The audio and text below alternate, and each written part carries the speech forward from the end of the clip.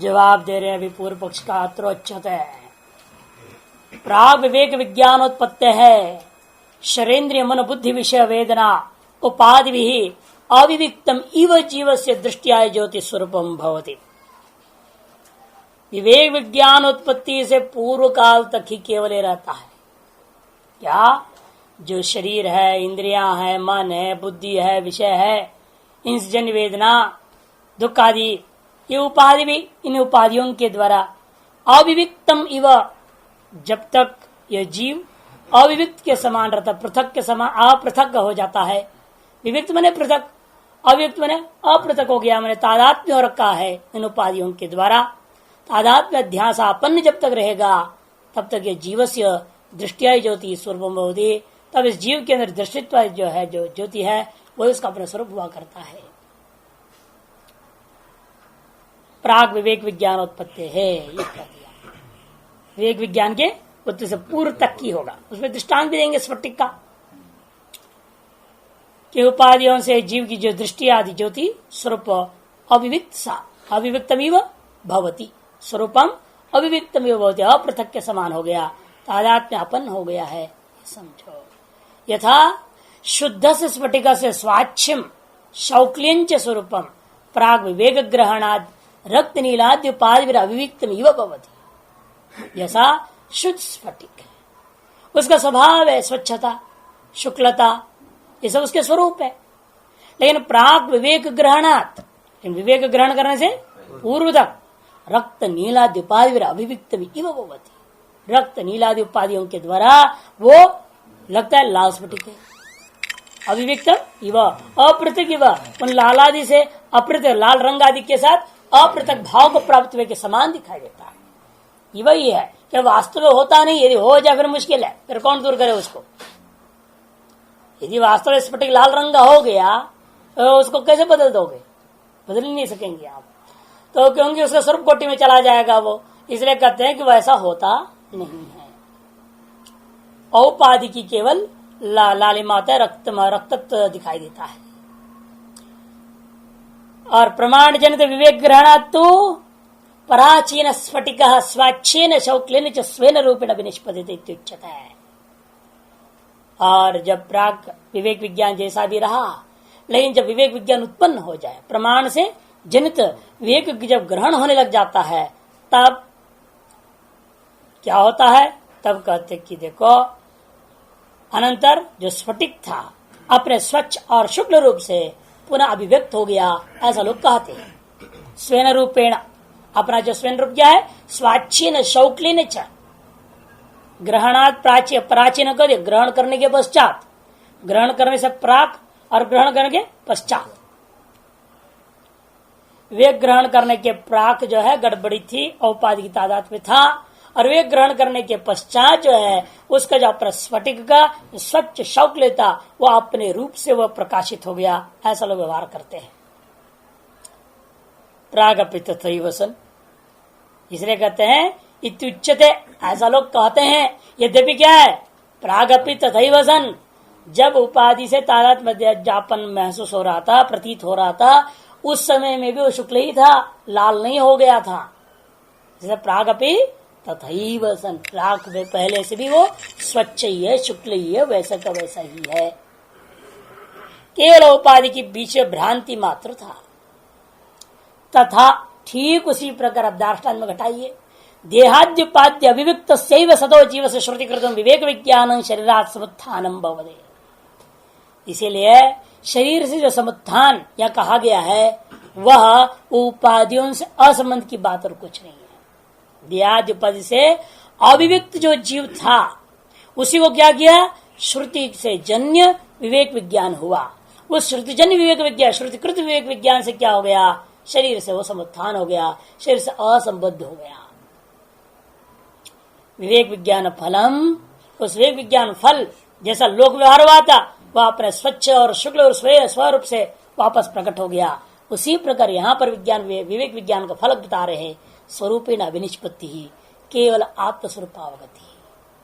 स्वरूपेण अभिनिष्पत्ति का मतलब क्या, उपाधि रहित केवल, इसलिए केवल शब्द प्रयोग कर दिया। केवल का मतलब क्या, पहले सोपाधिक प्रतीति जो हो रही थी अब केवल का मतलब उन उपाधियों से रहित तो निरुपाधिक आत्मा अवगति हो जाएगी, प्रतीति होगी।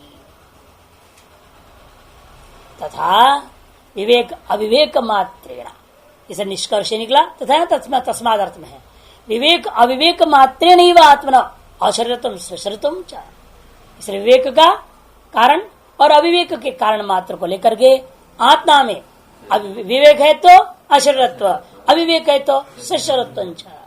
मंत्र वर्णात, मंत्र वर्ण एक और हेतु दिया, तो लोक की दृष्टांत समझा दिया स्फटिक दृष्टांत से। और श्रुति क्या प्रमाण है? कहते कि श्रुति प्रमाण ही है, अशीरम शरीरेशो इति अनवस्थेषु च अवस्थितम, ऐसे है वह कठोपनिषद में। शरीरस्थोपि कौन्तेय न करोपि न लिप्यते, गीता जी में। यदि शरीरत्व अशरीरत्व विशेष भावाभाव स्मरणा, यहाँ जोड़ लेना, अभाव स्मरणात इतना ही है, भावाभाव नीचे भाव भी जोड़ देना, भावाभाव स्मरणात, भाव और अभाव दोनों का स्मरण हो रहा है। तो सशरीरत्व और अशरीरत्व रूपी विशेष के भाव और अभाव, सशरीरत्व हो गया भाव और उसी का भाव का स्मरण होता है।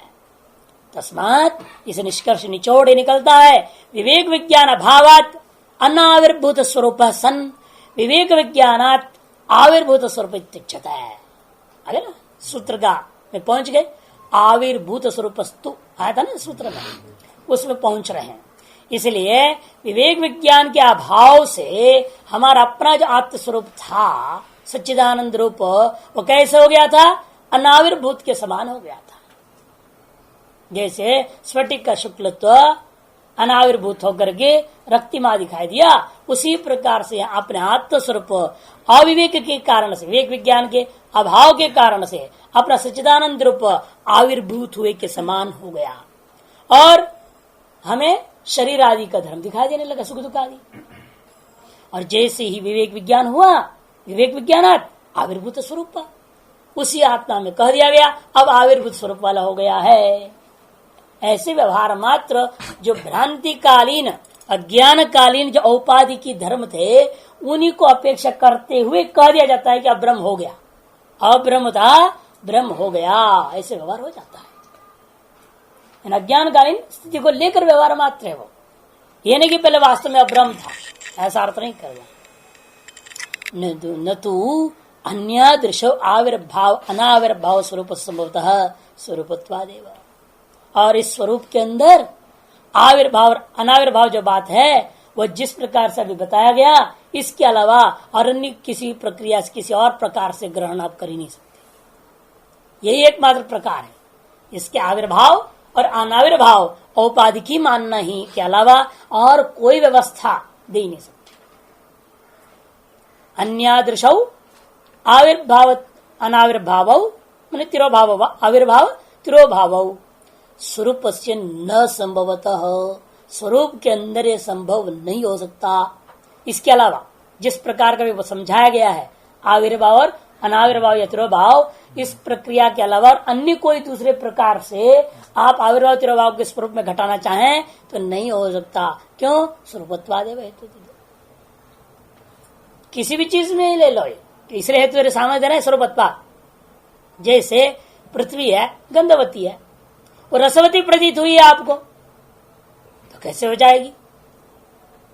उसका धर्म है नहीं, तो वहां पर आपको यही कहना पड़ेगा ना, स्वरूपत्व असंभव होने से औपाधिक है। पृथ्वी रसवती चेत औपाधिकम एव कस्मात गंधवत्ता, गंधवत्व उसका स्वरूप है, उसे भिन्न कुछ भी दिखाई देगा वहां पर वो क्या आप कहोगे? परोपाधि से आरोपित है। उसी प्रकार यहां पर भी इसे हर वस्तु के लिए सर्वसामान्य हो गया स्वरूपत्व। जो जिसका जो स्वरूप होगा उससे अतिरिक्त कुछ भी वहां भाषित होता हो उसको आपका औपाधिक मानना पड़ता है, चाहे न्याय हो, चाहे वैशेषिक हो, चाहे मीमांसक हो, सबको मानना पड़ेगा। नहीं तो उनके यहाँ भी वस्तु का जो स्वरूप निर्णय लिया उन्होंने भंग हो जाएगा। गंधवती पृथ्वी लक्षण ही नहीं टिकेगा, क्योंकि इसको रसवती स्पर्शवती भी अनुभव हो रहा है ना पृथ्वी का, तो उसके आधार पर चलोगे फिर तो गंधवत्व नहीं रह जाएगा। तब उनको ये कहना पड़ता है गंध उसका अपना धर्म है, और रसवत्व जो है वो जल के संबंध से आया, स्पर्शवत्व जो आया वायु के संबंध से आया, रूपवत्व आया तो तेज के संबंध से आया, अन्य क्यों का संबंध मानना ही पड़ेगा। अब उसके लिए हम लोगों के लिए सुविधा क्या हो गया, हम लोगों ने, उन लोगों ने इसके लिए क्या रास्ता निकाला, परमाणु में ये सब रहता है, परमाणु में ये सब रहता है, लेकिन गंध अव्यभिचारी है। यद्यपि पार्थिव परमाणु में भी रूप है, रस है, स्पर्श है, 14 गुण मानते हैं खेत में, लेकिन उनको सब व्यभिचारी है बाकी, है ना। जल में भी शुक्ल रूप है, अभास्वर शुक्ल है, तेजो भास्वर शुक्ल रूप है, तो रूप तो व्यभिचारी हो गया फिर। इसलिए पृथ्वी के स्वरूप कोटि में नहीं लेते, भले पृथ्वी के परमाणु में है ये सब गुण रहने के बावजूद पृथ्वी का वास्तविक स्वरूपता गुण कौन है, वो अव्यभिचारी, वो दूसरों में नहीं होते, दूसरे के परमाणु में नहीं है। यदि वहां द्विणुकादि में दिखाई देता है वो इसी के परमाणु के संबंध से आया है, ऐसा मानते। और हम लोग इस समस्या का समाधान पंचकरण से कर दिया, झंझट खत्म हो गई। ये है। तीसरे कहते हैं न तो अन्यादृश आविर्भाव अनाविर्भाव स्वरूप संभव, तो क्यों स्वरूपत्वादेव,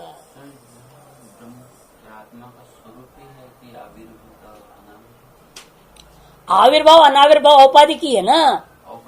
हाँ, उसके अन्य प्रकार से कथन नहीं हो सकता आविर्भाव तिरोभाव ब्रह्म में, उसका प्रकाश है, उसमें क्या आविर्भाव तिरोभाव होगा।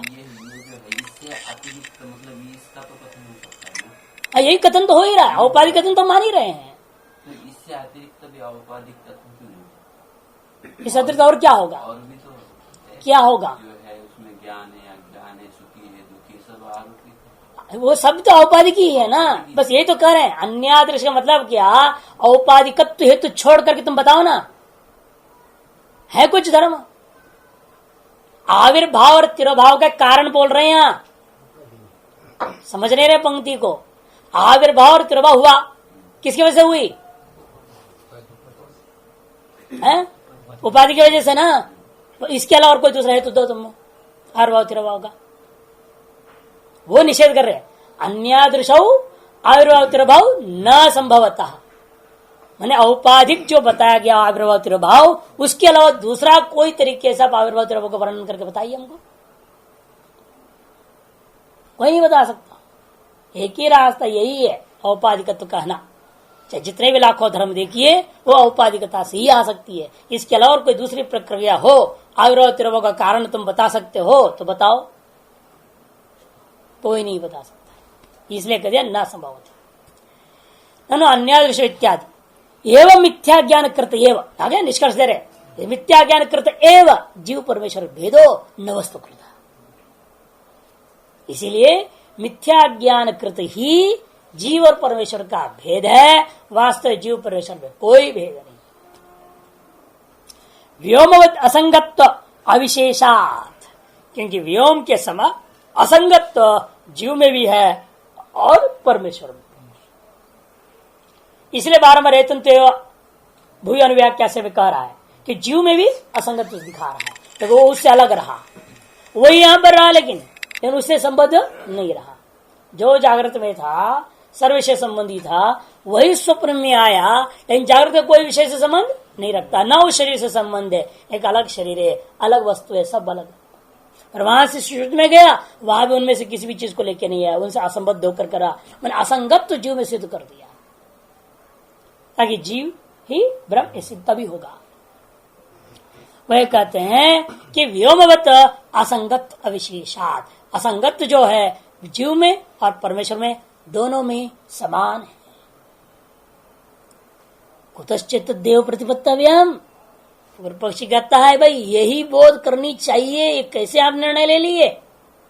इस प्रकरण का संपूर्ण प्रकरण, पूरी 8वें अध्याय का यही निचोड़ है, यही लक्ष्यार्थ है, जीव ब्रह्म ऐक्यत्व। ये आपने कैसे निर्णय ले लिया। यदि यही हो तो फिर जीव की चर्चा ही क्यों होगी, क्या जरूरत है चर्चा करने का, फालतू के पीछे जीव को टपका दिया आपने, संशय में डाल दिया लोगों को। ऐसा पूर्व पक्षी का मन में विचार है तो खंडन कर दिए, तो इसलिए हमें कहना पड़ता है, क्योंकि यह एष अक्षिणी पुरुषो दृश्यति उपदिश्य एतदमृतम अभयमेत ब्रह्म इत्युपदिशति। उपाधि विशिष्ट का कथन किया और कह दिया जो उपाधि विशिष्ट है वही अमृत अभय और ब्रह्म कह दिया। ये कैसे हो सकता है? असंभव है ना। सोपाधिक वस्तु को अमृत अभय ब्रह्म कहना संभव है। उससे ज्ञापन किया और सोपाधिक शब्द का कथन तो किया, लेकिन वो अन्यार्थ है। अन्यार्थस्तु परामर्श। इन उपाधियों का जो परामर्श हृदय हुआ, आंख हुआ इत्यादि, वो तो उपासना के लिए पहले है ना। और अर्भो को कस्पात चिन्ह निचाई प्राप्त ये तो दिया था उन्हें, उपास्य प्राप्त। वो तो उपासना के लिए हम स्थानों को बताते हैं। वास्तव में वो तत्व क्या है? निरुपाधिक ही है। इसलिए कहती थी उपदिश एतद् अमृतम अभयम एतद् ब्रह्म इति उपदिशति यो अक्षिणी प्रसिद्ध दृष्टित्वेन विभाव्यते स अमृत अभय लक्षणात् ब्रह्मणो अन्यश्चेत् स्यात् ततो अमृत अभय ब्रह्म सामनाधिकरण्य न स्यात्। आगे ना, यदि कोई कहता नहीं हम फिर भी मानेंगे, उसके लिए व्यभिचारी तर्क होता है ना। जो यदि कोई कहे धूमोस्तु वन्यर्मास्तु, उसके लिए तो कहोगे आप। यदि ऐसा है, यदि धूम है और वन्य नहीं है, फिर तो धूमो वन्य जन्यो न स्यात्। वैसे ही जवाब दे रहे हैं। यदि कहोगे नहीं फिर भी हम मानेंगे, उसी में जबरदस्ती करोगे, तो कहते हैं फिर तो यो अक्षिणी प्रसिद्ध दृष्टित्वेन, जो दृष्टित्वेन आंख में प्रसिद्ध है, सभी का अनुभव का विषय विभाव्यते, प्रसिद्धो विभाव्यते। सो अमृत अभय लक्षणात् ब्रह्मण अन्यश्चेत्, यदि उस जीव को अमृत अभय लक्षण होता ब्रह्म से भिन्न मानोगे, ये तो पूर्व पक्ष है ना, वो भिन्न मानता है, तो फिर तो अमृत अभय ब्रह्म सामनाधिकरण न स्यात्। फिर तो अमृत अभय ब्रह्म के साथ सामनाधिकरण्य रूपेण प्रयोग नहीं हो सकता। यश एतद अमृतम यश दृश्यते स एव एतत् अमृतम अभयम, ऐसे कैसे सामनाधिकरण प्रयोग कैसे हो सकता है? ये नहीं हो सकता। इससे सिद्ध व जीव ब्रह्म ही है। ना भी प्रतिच्छायात्मा अयम अब अक्ष लक्षित और निर्दिष्ट है। और प्रतिच्छायात्मा रूपा आत्मा को भी यहाँ अक्षी से लक्षित करना नहीं चाहते हैं।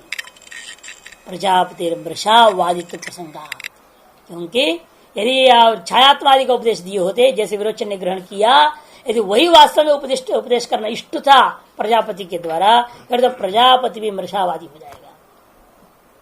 क्योंकि इसने पहले उपक्रम में जो निर्णय दिया, पहले जो प्रतिज्ञा की है, उसके विरुद्ध में उपदेश हो जाएगा।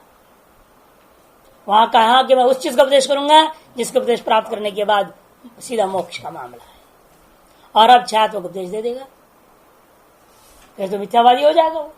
मिथ्या व मृषावादित्व प्रसंगात तथा, क्योंकि जैसा प्रथम में तथा द्वितीय पर्याय, अब सब पर्याय बता देंगे।